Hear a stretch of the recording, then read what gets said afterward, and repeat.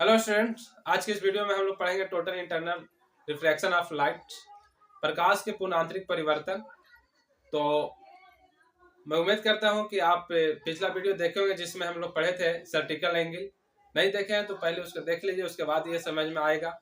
और अगर इस वीडियो को पहली बार देख रहे हैं तो चैनल को सब्सक्राइब कर दीजिए, बेल आइकन की घंटी बजा दीजिए ताकि ऐसे वीडियो आप तक पहुँचते रहे। तो चलते हैं हम लोग देखते हैं इसकी परिभाषा क्या कहता है। Total internal refraction of light when light is sent from denser medium to rarer medium at an angle of incidence greater than vertical angle, then light is totally reflected back into the denser medium. Is phenomena of light is known as total internal refraction of light. कहने का मतलब है कि जब प्रकाश denser medium से rare medium में प्रवेश करती है तो उस जगह पे इंसिडेंस एंगल अगर सर्टिकल एंगल से बड़ा हो जाता है, इंसिडेंस एंगल अगर सर्टिकल एंगल से बड़ा हो जाता है तो लाइट को टोटली रिफ्लेक्टेड कर देता है उसी मीडियम में जिस मीडियम से वो जा रहा था। तो इस नियम को हम लोग क्या कहते हैं, total internal reflection of light.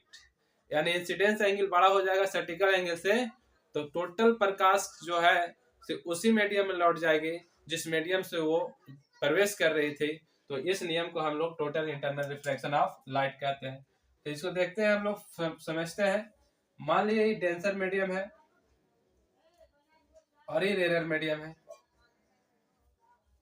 प्रकाश जब डेंसर मीडियम से रेयर मीडियम प्रवेश करती है, प्रकाश जब डेंसर मीडियम से रेयर मीडियम में प्रवेश करती है तो पुनः इसी मीडियम में लौट जाती है। इस घटना को क्या कहा जाता है, total internal reflection of light कहा जाता है। ये तब होता है जब इंसिडेंस एंगल बड़ा हो जाता है सर्टिकल एंगल से। Angle of incidence greater than critical angle, यानी एंगल ऑफ इंसिडेंस बड़ा हो जाएगा सर्टिकल एंगल से तो प्रकाश पुनः इसी माध्यम में लौट जाएगा। इस घटना को क्या कहा जाता है, total internal refraction of light कहा जाता है। तो इसकी कंडीशन है, इसकी कंडीशन क्या है, इसकी दो कंडीशन, इसकी दो कंडीशन है। Light should B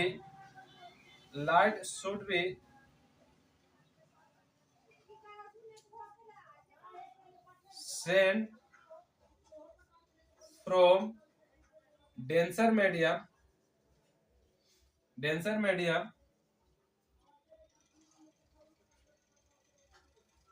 to rare medium. ये तभी होगा, ये कंडीशन इसके साथ है, ये तभी होगा जब प्रकाश डेंसर मीडियम से रेयर मीडियम प्रवेश करती है। ये पहला कंडीशन। दूसरा कंडीशन इसका क्या है, angle of incidence greater then angle of critical. ये दो कंडीशन होगा तभी प्रकाश का पूर्ण आंतरिक परिवर्तन होगा, यानी total internal refraction of light होगा। पहला कंडीशन क्या होनी चाहिए, प्रकाश को डेंसर मीडियम से रेयर मीडियम में प्रवेश करनी चाहिए। दूसरा कंडीशन क्या होना चाहिए, आई ग्रेटर देन होना चाहिए सी से, यानी एंगल ऑफ इंसिडेंस बड़ा होना चाहिए एंगल ऑफ सर्टिकल एंगल से। ये दो कंडीशन अगर ये फॉलो करता है तो इस नियम को हम लोग क्या कहते हैं, total internal refraction of light कहते हैं। मैं उम्मीद करता हूं कि आपका ये छोटे सेट कंटेंट आपको अच्छा लगा होगा और ऐसे ही आप बने रहिए। चैनल को सब्सक्राइब कर लीजिए ताकि छोटे छोटे पार्टों में आपको टॉपिक वाइज टॉपिक वीडियो आप तक पहुंचते रहे। Thank you so much.